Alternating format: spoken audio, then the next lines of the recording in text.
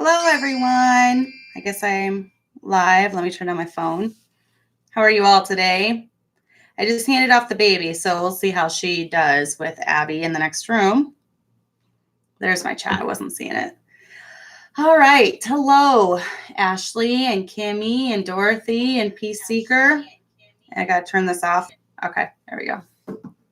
And April, Gina, Nicole, Jennifer, lots of you on already. Jessica, 6 million. Hopefully I didn't forget anyone. The Rating Baptist, Morgan, Hope, Shara, Dorothy, Jessica, Sarah. Everyone's popping on. Nice to see you. Okay, so I might get the baby. This might be shorter today. We'll see what happens. Abby has the baby in the nursery, but she has been attached to mama for the last 3 days. She was running like a super high fever, 104, 105, in between 104 and 105 last night at 1:30 in the morning. So that was fun.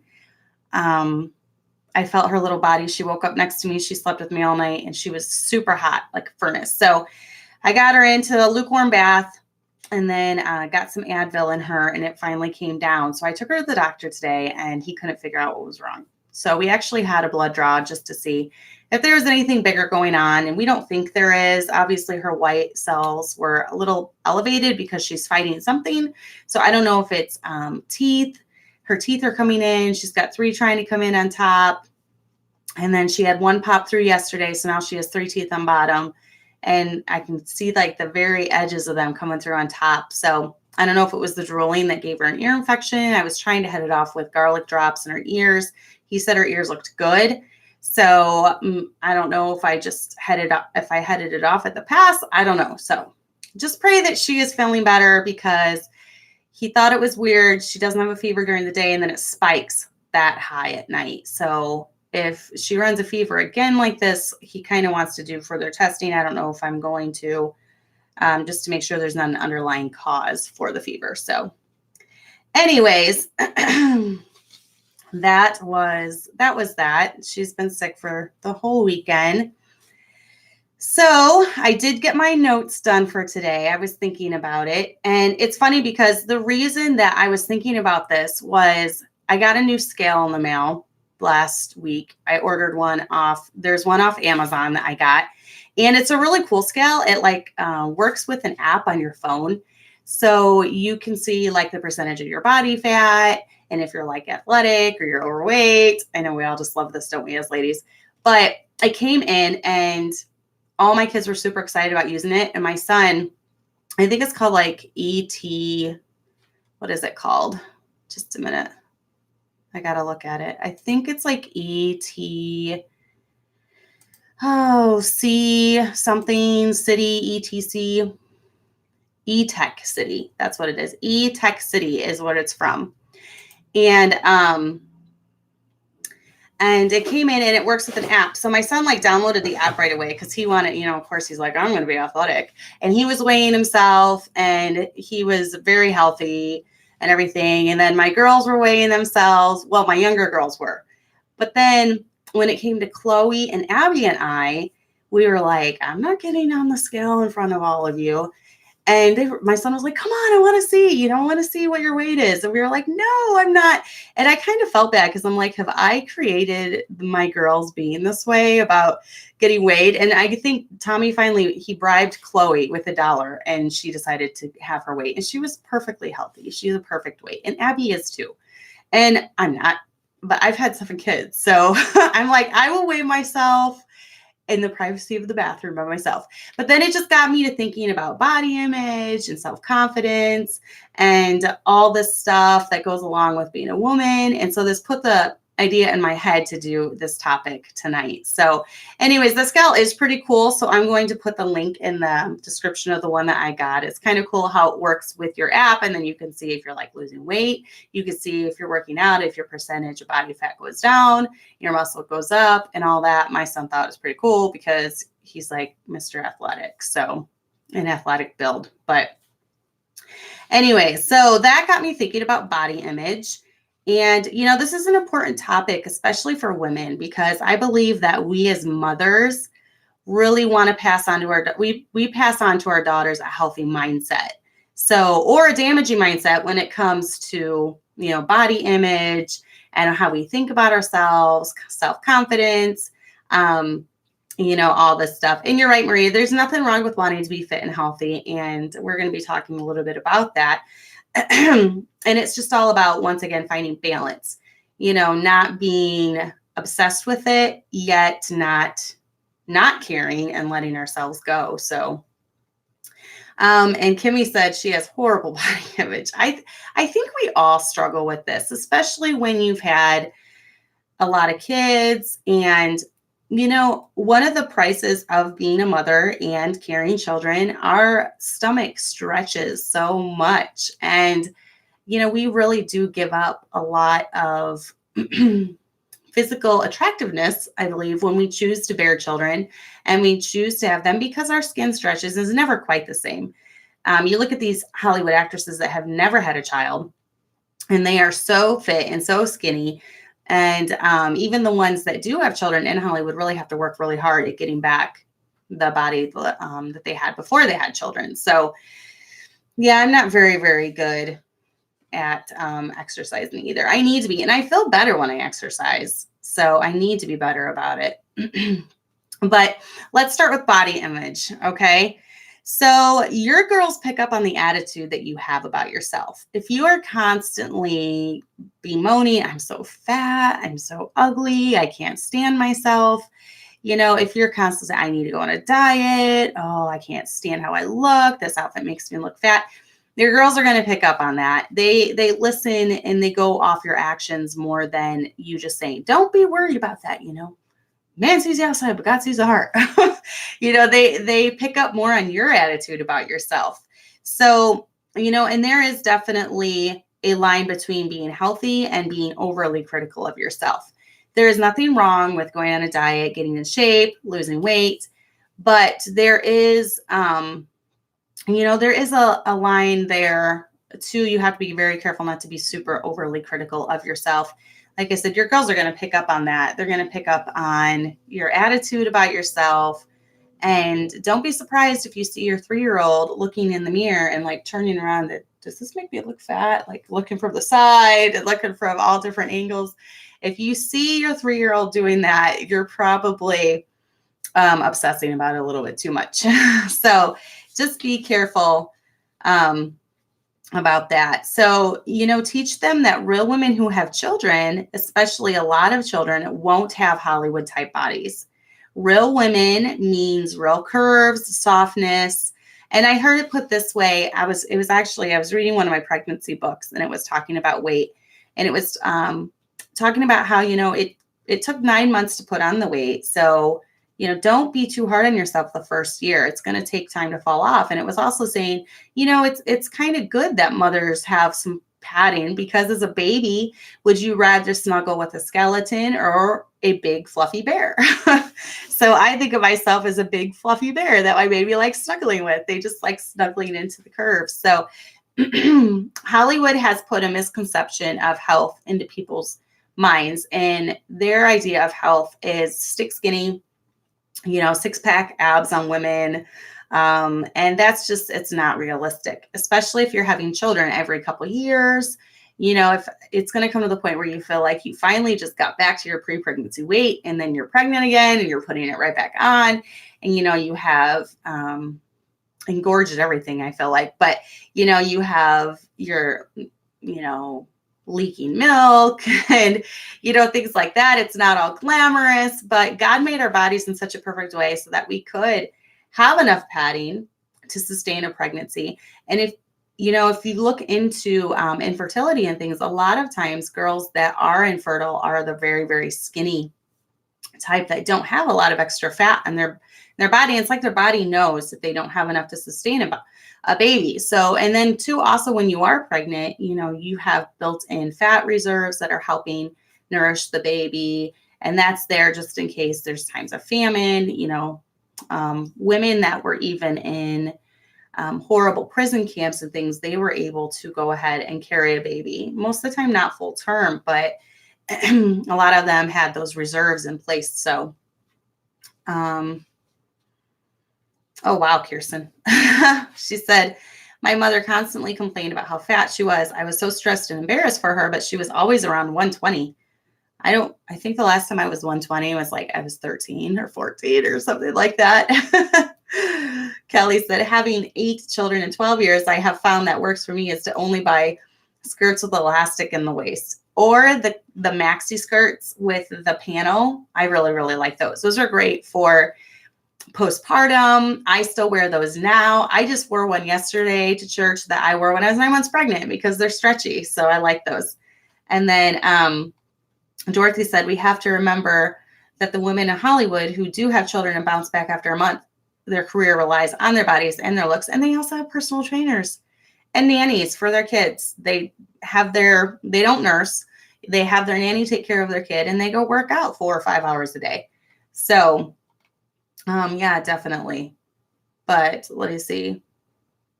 Someone told me one time that a woman should never weigh more than 150 pounds. Here I am at 6'1", rolling my eyes. And your height is going to play into it. Me at 160, 170 at 5'6" is going to look a lot different than someone that's 5'1" at 160 or 170. So obviously your weight. And every time I go to the doctor and I step on the scale, they always look at me and they're like, tap, tap, tap. Is this working? I'm like, no, that's the correct weight. They're like, really? And I'm like, yes. Some of us just, we have more of the athletic build. I have a very athletic build. I have broad shoulders and I am muscly arms. I have more of an athletic build that way. And they never believe that I am what the scale says. I was like, yeah, that's really what I weigh. And then according to the BMI, I am overweight. And sometimes with the BMI, even that doesn't take into account everything. It doesn't take into account muscle and all this stuff. So even that, don't let that get you too depressed. So Ashley said, I wish people, speaking of overweight, would stop assuming everyone overweight is a glutton. Some have metabolism and health issues and weight doesn't come off. Thyroid issues, PCOS, medication can all aid to overweight. Exactly. I am technically considered overweight by my BMI, but if I ate everything I absolutely wanted, I would probably weigh 350, 400 pounds. There are some of us that have to work at it harder. I do not eat very much. If you saw everything I ate in a day, you would be surprised that I wasn't 120 pounds because I really don't eat all that much. And most of the time I do intermittent fasting without even meaning to. I go till noon without eating a meal. So I really only eat 2 meals a day and maybe one snack. So I have my coffee or first thing in the morning, and then I'm not even hungry until lunch. So that's probably not good with breastfeeding. She doesn't seem to be suffering from it, but that's kind of what I do, just not even on purpose. So Sarah, you're right. People do carry weight differently. And no, you don't look very big at all. So yes, and the standard American diet does make people overweight in general because one of the reasons is they put sugar in absolutely everything. And, sugar is not good for losing weight at all, obviously. So there's a lot of people on here chatting. I'm trying to keep up with it. And we have a lot of people watching. We already have almost 70. So this is obviously a hot topic with women. And so you need to be really, really careful about not being overly critical of yourself because you do pick up on that. I remember as a child, my mom has always been very into health and nutrition, into exercising. I remember as a child, she would have to go on her walk, her 45-minute walk. She did like this fast walk thing. And she would also work out with weights a few times a week. And I remember growing up thinking that exercise was really important. Do I do it now? Not really. I kind of go in spurts, but I remember growing up thinking that was important. And that was because my mom instilled that in me. And I also remember her making comments about how she needed to go on a diet. And, even little comments that she didn't necessarily mean to be hurtful to me growing up, they were. She would tell me that I would take after certain family members. And in my mind, those certain family members were pretty big. So that was always kind of, and when I was growing up, when I got married, I was 135 pounds. So at 5'6", so I was by no means big, but that would always be in my head. And so I remember even as a teenager being a little obsessive sometimes. I would count calories. I had to read every little calorie that was in any food I ate. I would try to not eat a lot of junk food, which is fine. But I really feel like that was kind of instilled in me and ingrained in me. And so even now, after having 7 kids and my heaviest I've ever been, I still struggle with it. And I know everyone struggles with that. So, have you ever seen the meme that says, sometimes I wish I was as fat as back when I thought I was fat, but I wasn't fat? That's how I feel a lot. So definitely. Okay. So teach them that God made them with the features he wants them to have, like hair color, eye color, body build.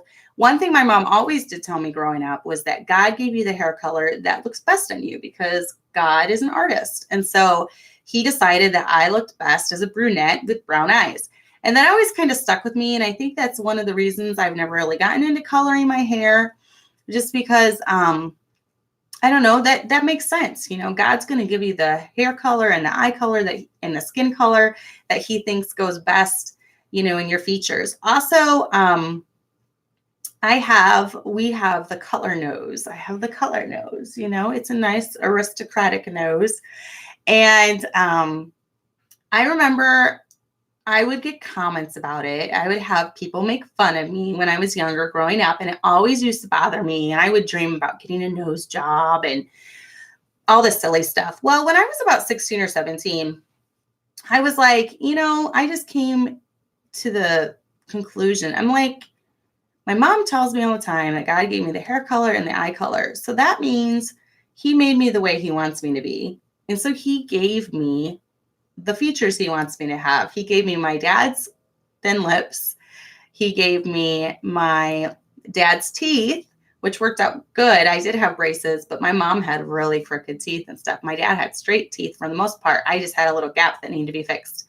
So, and he gave me the nose that he wants me to have. And I'm like, I'm not going to change it. It's an unchangeable. Obviously, I cannot afford to have nose surgery. And so I'm like, I don't care. People can make fun of me and call me Fraggle Rock. Yes, I was called Fraggle Rock growing up. And they can make fun of me, and I don't care. You know what? I'll just laugh at them and tell them, I do. I have a big nose. So what?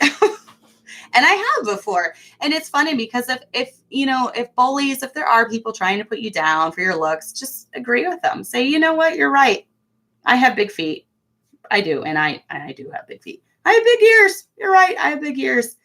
So Morgan, you don't even have your nose is little. Morgan said her brothers ridiculed her nose growing up. Nothing lowers self-esteem like brothers. So that's funny.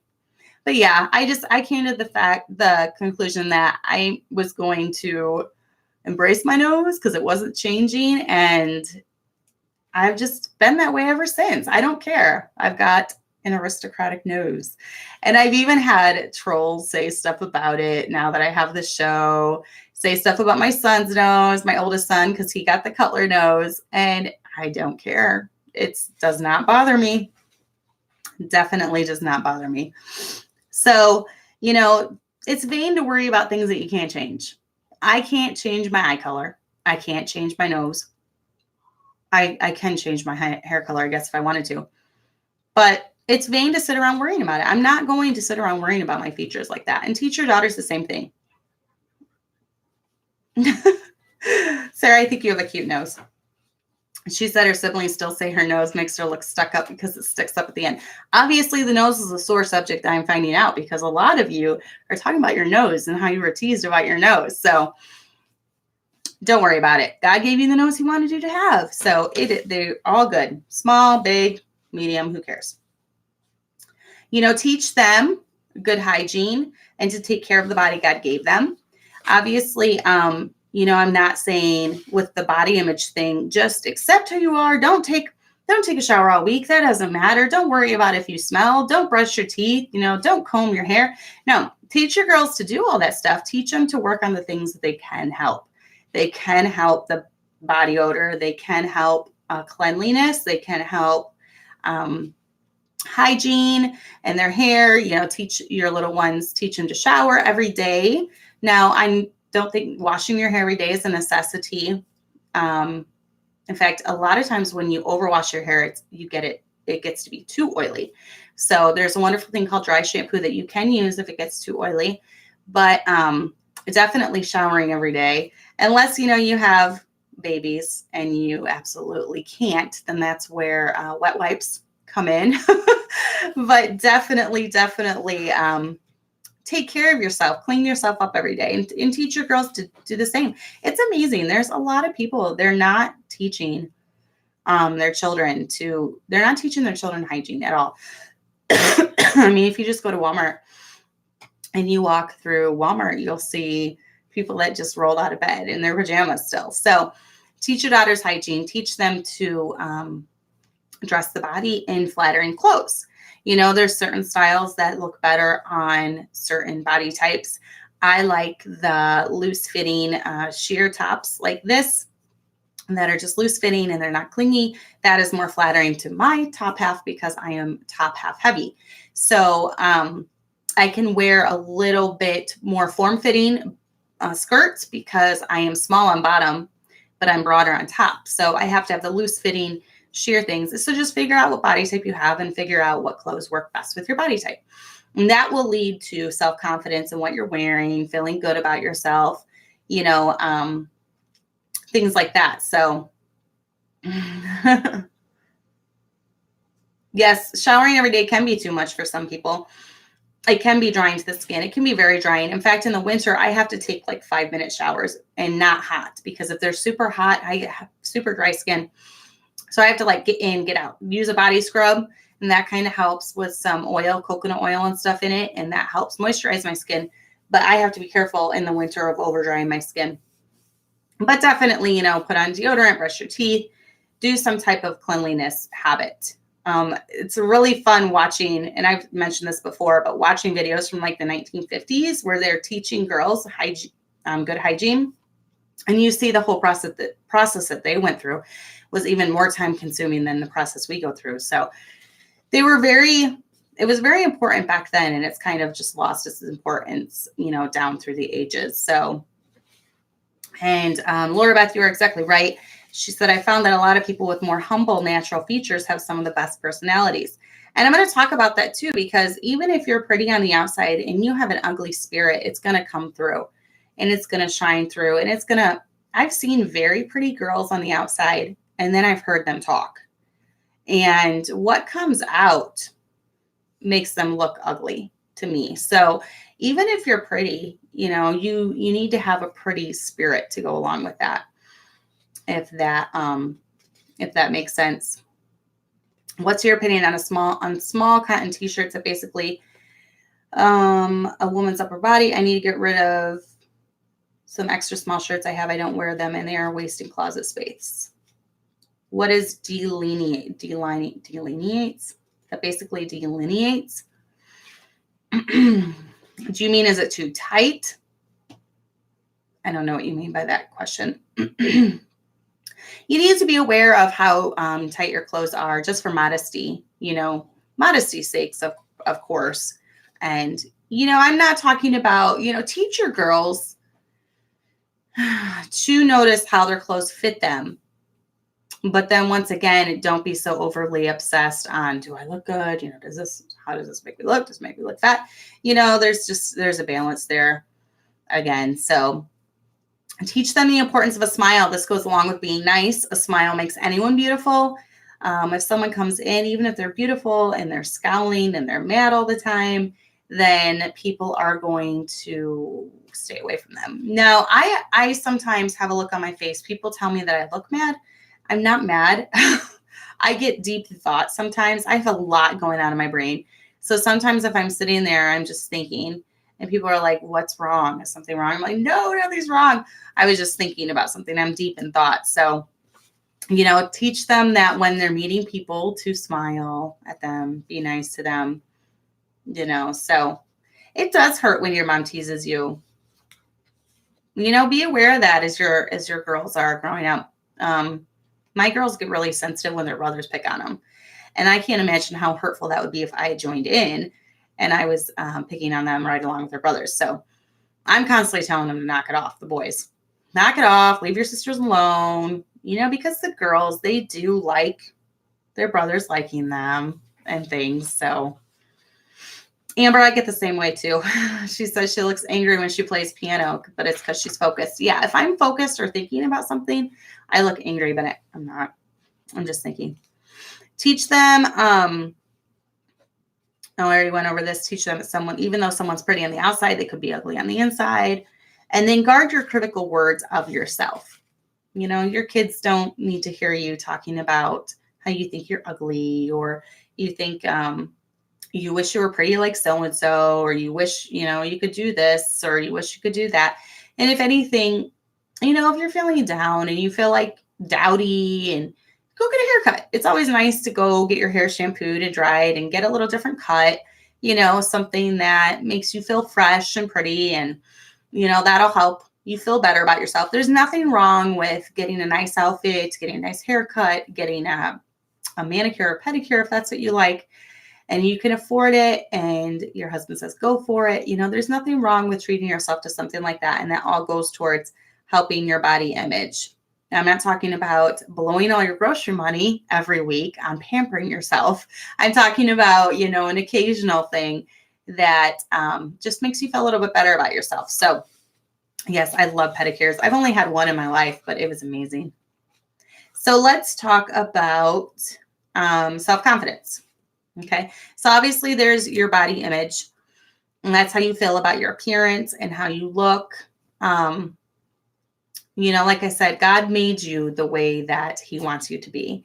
He made your build, your height, your eyes, your hair, everything. He made you the way he wants you to be. So it's vain to sit around worrying and wishing that you looked differently than you do. And if we all have a little bit of weight to lose, and if, there's, like I said, there's a line between being obsessed and then doing something about it to be healthy. And I definitely think my friend right now is doing the keto diet, and it's working really well for her. And I know that's a big popular thing, but even if you just get back to the healthy carbs and the healthy foods, like, healthy carbs being rice and some whole grains and things like that, that's going to be so much better in the long run than the useless carbs like donuts or soda, carbs like that. So confidence is very attractive. And I'll give you a secret too. Husbands love it when their wives are confident. And mine has told me that several times. And it's one of the things that attracted me to him in the first place. I am the oldest. I have a type A personality, and I'm a go-getter. I try to work hard at the things I do. And that in turn has given me self-confidence in my life. And it's okay to be confident in a job well done. I have gone into things that I have not prepared for, and I had no confidence. And I feel so much better when I take the time to prepare. I like to prepare for things. I like to know what's coming. Maybe it's because it's a control thing with me. I like to be in control of the situation. But when I have worked hard at something, we all take a sense of pride in a way. I don't know if that's a good word or bad word, good way to put it, but we all take a sense of pride in jobs that we accomplish, and it's fine. It's okay to be confident in a job well done. Teach your kids that life is balance, and there's always a balance between arrogance and confidence. I think of arrogance as someone taking pride in something that they have no reason to take pride in. Okay. Like looks. Like I said before, God gave us the looks he wants us to have. We have no control over that at all. So if someone is arrogant because they're handsome or they're pretty, that makes no sense to me, because you did nothing to attain that level of attractiveness. Nothing. You had no part in it. Maybe someone is arrogant in an ability that really isn't all that great. And there's others that are so much better. So there's a difference between arrogance and confidence, and you need to find that balance. You don't want to be, you want to be confident in what you can do, but not arrogant and thinking that you have nothing else to learn. You know what I mean? So when when it comes to, let's take playing the piano, for example. Life is a journey, and I am constantly learning new stuff with the piano. And so I don't think I'm arrogant when it comes to playing the piano, just because I'm always trying to learn, and I always know there's people better than me. I always know there's stuff that I can learn or stuff I can do better in. And so because of that, that kind of keeps you humble when you know that you have not arrived, and none of us have arrived. Absolutely none of us. And no matter what we do, if it comes to speaking, if it comes to crafting, if it comes to our art, if it comes to homeschooling, if it comes to being a good wife or mother, none of us have arrived. And that's why I think it's silly to be arrogant. But you can be confident in the things that you work hard for. If I have worked for weeks on a song, it's okay to go into that confident because I know I've worked hard on it. So there's a difference between arrogance and confidence. And we need to teach our kids the balance when that. Arrogance can also be a real accomplishment, like working hard at something but shoving it in everyone's face.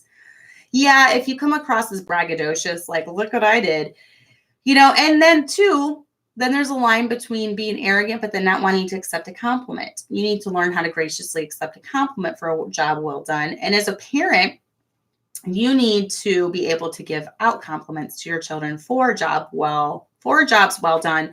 But, don't go excessive on the praise for something mediocre or something they haven't even done. Let them accomplish something and then give them compliments. And it is fine. And there is a difference between compliments and flattery too. So we have all these different scenarios, but yeah, Catherine, I think a lot of people struggle with accepting compliments, but I have learned that just a simple thank you.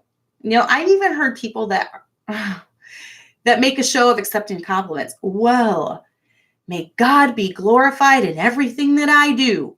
That's a little over the top. If someone's like, you did a good job singing, oh, to God be the glory. Then you're like making overshow of accepting the compliment. If someone gives you a compliment, that was a really nice song you did today. Thank you. I'm glad you liked it, would suffice. Just a simple, gracious thank you. Or I did horrible. I messed up here and I messed up there. I used to do that when I was younger. And I learned to just stop because it's awkward. If I'm genuinely, that was a really pretty song. And then the person starts telling me,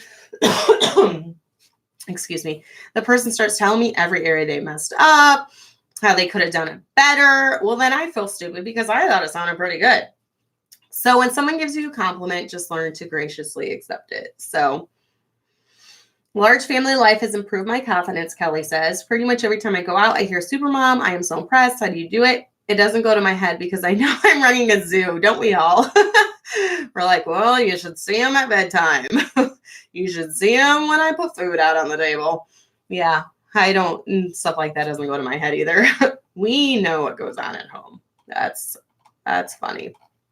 Okay, so teach them that anything is achievable through grit and hard work. And I truly believe this. I truly believe that we need to teach our kids to work hard, and we need to teach them, okay, you want to open a business? Well, let's do this and this and this and this. Okay, you want to play this song? It's hard, but I know you can do it. Teach them self-confidence. And there's nothing like your kid doing something and doing a good job at it and knowing they did a good job at it. That is what helps them succeed in life, because let's face it, life is a battle. Every day, it's going to be a battle for the men. They are constantly going out and they have to perform well in their jobs, and they have to outperform a lot of times other men in order to keep their jobs to provide for their family. So you need to teach your kids young that they've got to do stuff to succeed in life and be better than the average person. Mediocrity is very commonplace in our world. Not even mediocrity, just not even that. It's less than that now. So teach them to rise above that. Teach them that, anything is, obviously, when I say anything, I'm not saying, your 5-year-old son wants to be a pro basketball player and you're like, you can do anything you want, and they stink at basketball. I'm not talking about stuff like that. I'm talking about job opportunities and working hard and work ethic and getting along with people and learning a new hobby, learning a new instrument, learning a new skill. things like that. Everything is achievable through grit and hard work. So let's see. Ashley asked, should parents require really high grades from kids in school? I really think this depends on the child that you're talking about, because I feel like I expect more out of the ones that I know can do more, if that makes sense. And with our children, they all do have different intellectual abilities, okay? God did create some with a higher IQ than others. And I'm not saying don't expect nothing from ones, push them still. But once again, that's all about balance. If they're getting to the point where they're overwhelmed and they're stressed out constantly and they have ulcers because they constantly have this pressure that they have to get these high grades, I would say definitely pushing them too far.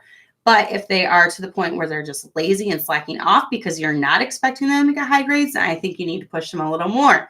So once again, it's all about knowing your child, knowing what they can do, knowing their capabilities, and realizing if they're becoming too lazy, or realizing if you're stressing them out too much too. So, and that just comes to you and your children, how you do things. So Miss Lady Winter said, I think confidence has to begin with failure. When you struggle at something and overcome it and succeed, that builds confidence a lot more than being naturally good at something.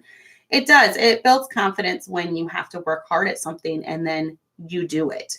You overcome that and you see that, and that builds a lot of confidence. So teach them to be educated. If you don't know something about a subject, study it until you do. I really try to do this in my own life. I'm constantly learning. I think my learning has even accelerated since I got out of school. Learning when it comes to music. Excuse me, and I don't have anything to drink right now. Learning when it comes to music, learning when it comes to health and nutrition. I know so much more now at 38 than I did when I got married at 20, right out of school. So, I'll teach them that with education and knowledge comes power, the power to make your own decisions regarding your health and different things that you want in your life, as such as different medicines and vaccinations and tests and things that maybe the doctors want you to have but are unnecessary. Have knowledge, and with that knowledge comes power. And readers are leaders. Corny but true. Teach your kids that. That will definitely help their self-confidence in anything they do. Teach them to constantly learn and not just settle and not just stay stagnant. So all of this helps self-confidence in their life. And then push them out of their comfort zone to accomplish more and more. I'm constantly being pushed out of my comfort zone right around the time I feel like, okay, my life is good. Something else comes along and I'm pushed out again. And I want my kids to see this, though, because there have been many times in their life already that they've been pushed out of their comfort zone. Even something as small as my 17-year-old being put as kind of the boss on his detasseling bus or whatever. He was in charge of calling all the kids, making sure they're at the right spots, organizing the different teams that would go out into the corn. He had to fire a couple kids. And he was really nervous. There was a couple kids causing him problems. And I just told him, I said, you have to do what you have to do. And you kind of, you can't let these kids just not listen and not work and get paid. And all the other kids are going to see that. So he ended up firing, and his boss backed him up because he had put him in charge. And I really saw that gave him a big boost to self-confidence. Just facing that battle, doing it on his own, putting his foot down, firing him when he had to.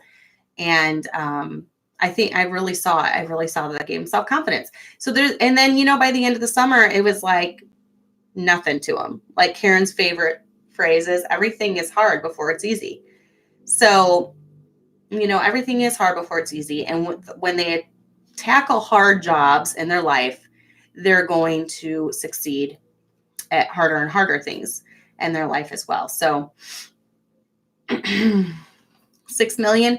The biggest thing with soul winning is you're just going to have to go out and do it. You know what? That person that you made the mistakes with, they wouldn't have heard anything if you wouldn't have been out there. Maybe you planted a seed. Even if you fumble through it, maybe you planted a seed in their mind. So just going soul winning over and over and over again is what gives you confidence with that. So Samantha said, I have a son who hates doing anything wrong. It's a struggle getting him to try anything if he's not 100% sure it'll be the correct answer. Is he the oldest by any chance? Because the oldest kind of are perfectionists when it comes to this type of thing. I keep telling him that most things are learned. Yeah, he is the oldest. I knew it. I keep telling him that most things are learned from first making mistakes. It makes school very frustrating some days. He might just be doing that too because he just doesn't want to do it, and he's using that as an excuse. So I would definitely tell him, you're going to have to do this no matter what. You can sit here and stall and, take more and more and more time. But when it comes down to it, you're just going to have to do it. So if you don't understand something, I will explain it to you, but you have to try and you have to do it. Just do it. So, Kimmy said, everyone is going to make mistakes. So when you just go home after and learn the verses you need to not make that mistake next time. And that's the cool thing about soul winning, because there's all these different scenarios that you're not going to encounter until you just do it. You can watch all the soul winning videos, and then someone will come up to you and they'll be like, well, what about this verse? No man hath ascended to the Father but me, or I don't know. There's some weird verse that the Jehovah's Witness uses, something about no one's been to heaven or no one's come down from heaven. And so then you're like, what? Well, let's get back to the topic at hand. You kind of just skip over it. So then after you're done, then you can go, okay, what were they even talking about? And that's when you go ask someone about it. For me, I would go ask my husband, what did this mean? And then he'll be like, well, this is what you should have told him. So then you're better equipped when the next time comes. So nothing is going to prepare you for soul winning other than going soul winning. Definitely. And then you meet people that it helps your self-confidence because it went so well and it was so easy. And it was like they were just ripe and ready for the picking. So, but let's go real quick over self-worth. That is hard to say. Over how do you want to say self-worth. So this is the definition is another meaning for self-esteem. Okay. So this is a good definition of it I found. To have a high level of self-worth means having a favorable opinion or estimate of yourself.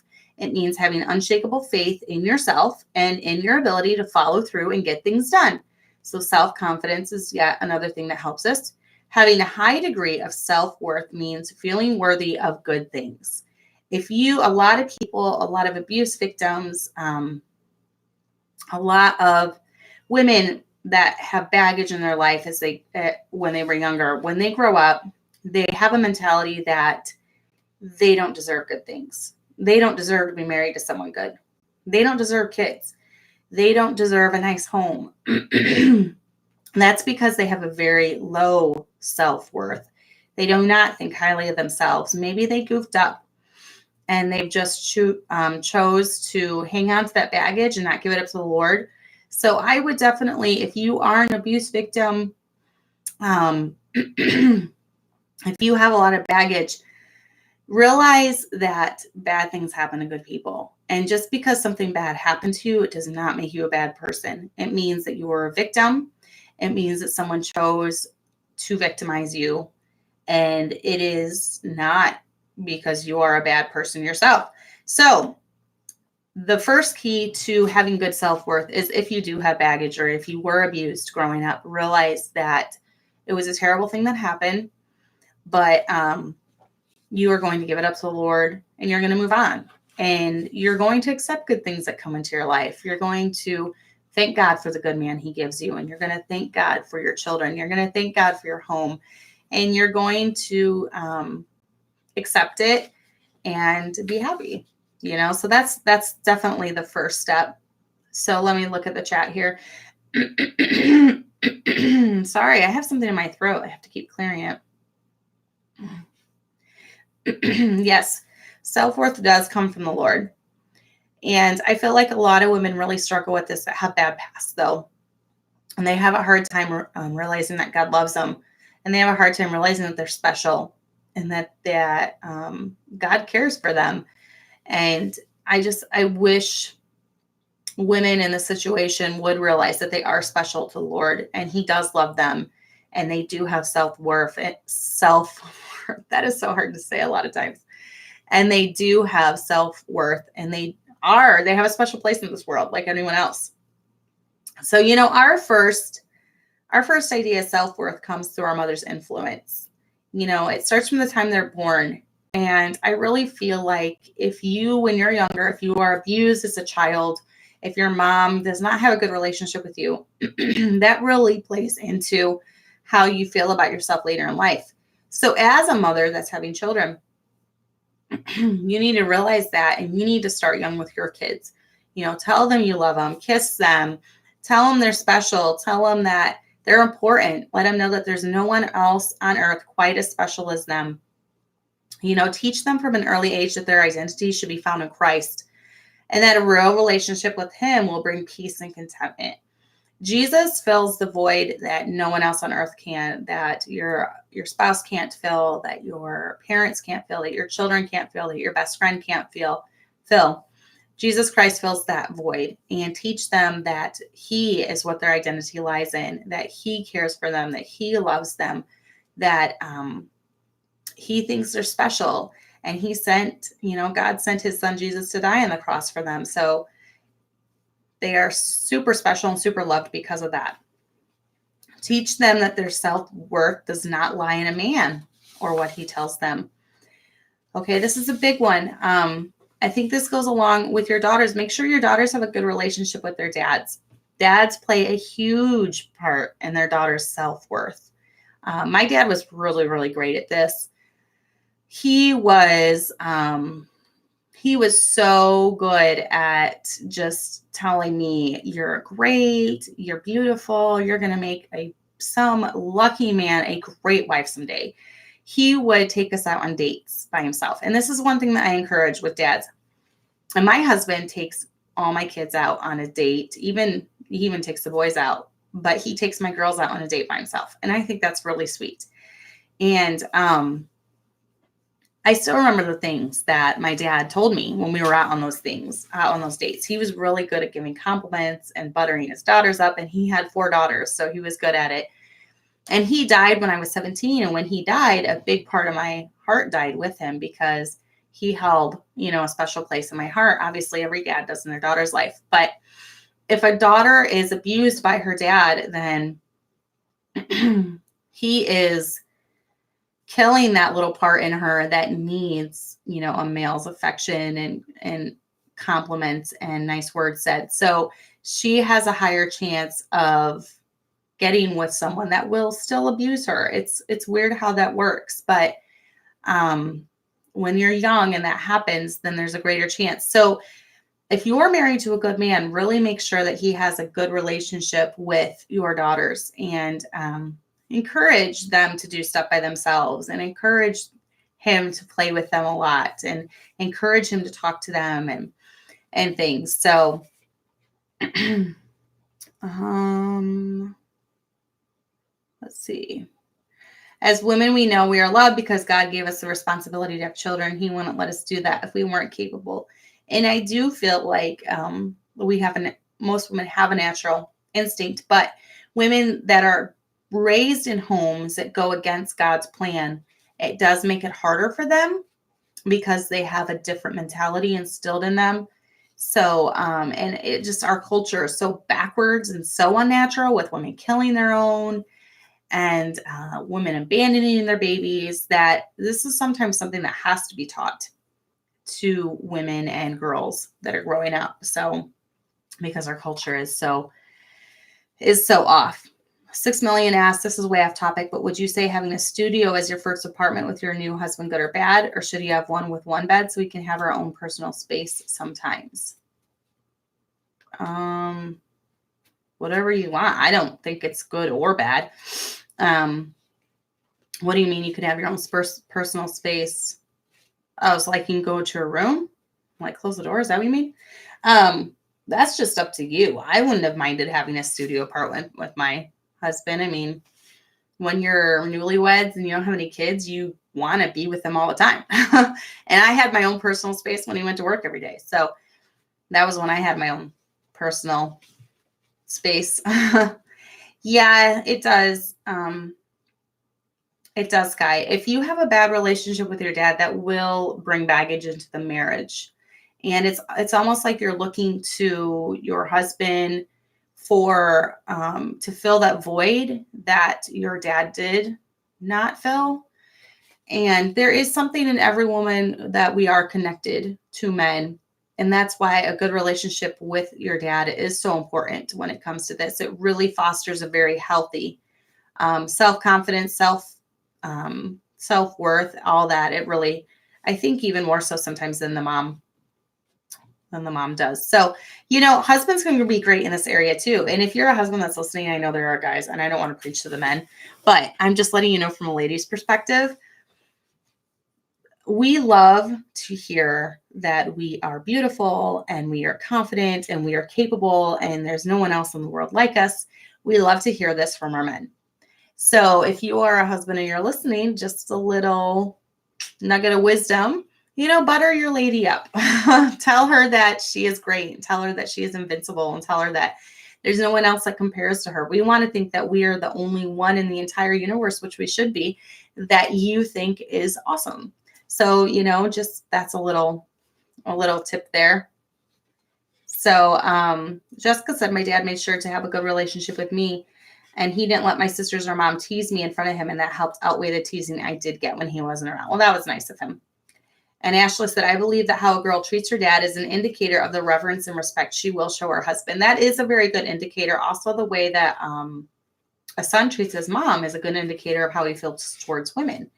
So if you are constantly, if you see a girl bad-mouthing her dad, talking back, rolling her eyes, it's probably going to carry over into the marriage for sure. Realize your shortcomings, but don't dwell on them. Your kids need to see you mess up, then pick yourself up, dust yourself off, and get back to it. Don't bemoan all the areas you are weak or stink at. I'm horrible at this, I'm horrible at that, I'm horrible at this. Use what you're good at to your family's benefit. If you are good at cooking, then let them have really good food. If you're good at cleaning and organizing, then have a super organized house. If you are good at music lessons, give them music lessons. I just started my daughters back last week in music lessons. So whatever you're good, use it to your family's advantage and teach them those skills, pass them on. That will breed a sense of self-worth in them. We all want to accomplish something in life. And so if we have skills, that's going to make us feel better about ourselves, obviously. Rita, that's very nice. You have a good husband. She said, my husband makes it a point every day to tell me he appreciates me and everything I do. That goes far with women. That is great. Everyone loves being told that they're doing something good. Everyone likes it when their husband notices that they made a good meal or they look nice or the house is really clean. So definitely tell your wives that you appreciate them. And the same thing goes for us. Tell your husbands that you appreciate everything he does. He likes being told that too, even though they might act like all big and gruff and, I don't need they still need their women to praise them too. So definitely. Angela said, it also helps children when you can admit you made a mistake and are learning from that mistake. It does, because we're all going to mess up and they're going to mess up too. So they need to see you make a mistake and they need to see you come back from that mistake. And that will teach them what to do if they ever make a mistake, and they will. Can I do an episode on soul winning? Sure. I would love to do an episode on soul winning. I've been asked that before and I've never really gotten to it. So I just need to do it. I need to do an episode on soul winning for sure. Now, tell me what exactly you want to see in this episode of soul winning. Do you want to see how to go with kids? The last time I went soul winning was a couple weeks ago. Kelly was sick again, and we all had that horrible virus. And I led my first two people to the Lord. It was a guy and a girl couple at the door, and I was wearing her, and she cried the entire time. That's the first time I've ever led people to the Lord when I've been carrying a baby, crying the whole time. And you know what? They didn't even care. They were so intently listening to me, even over her crying in the sling. And then my soul winning partner that was with me, Nicole, she was trying to get her attention and stuff. And she finally gave her like this little egg chapstick, and that calmed her down like the last half of it. But the first half, she was crying pretty good. So that was interesting. So just let me know what you want to hear about in the soul winning one. Kelly said, my dad was an alcoholic who walked out when I was 10. In many ways, my husband has healed the heartbreak I had in my childhood with his encouragement. And that's awesome. That means that you have a good husband that's able to do that, because that will, being raised that way you'll have some scars in your heart from that. So that's good that he can heal that.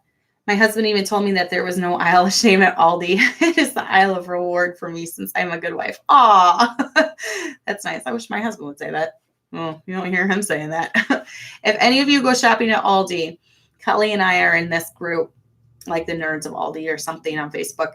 And there's an aisle, we call the aisle of shame, because it is so addictive. I can't even go down that aisle. If I know I'm just there for food, because they have like cabinets and shoes and rugs and like anything you want. You go to Aldi for food and you come out with a 3-man tent, a trumpet, a new bike, so we try to stay out of the aisle of shame. So that's what that means.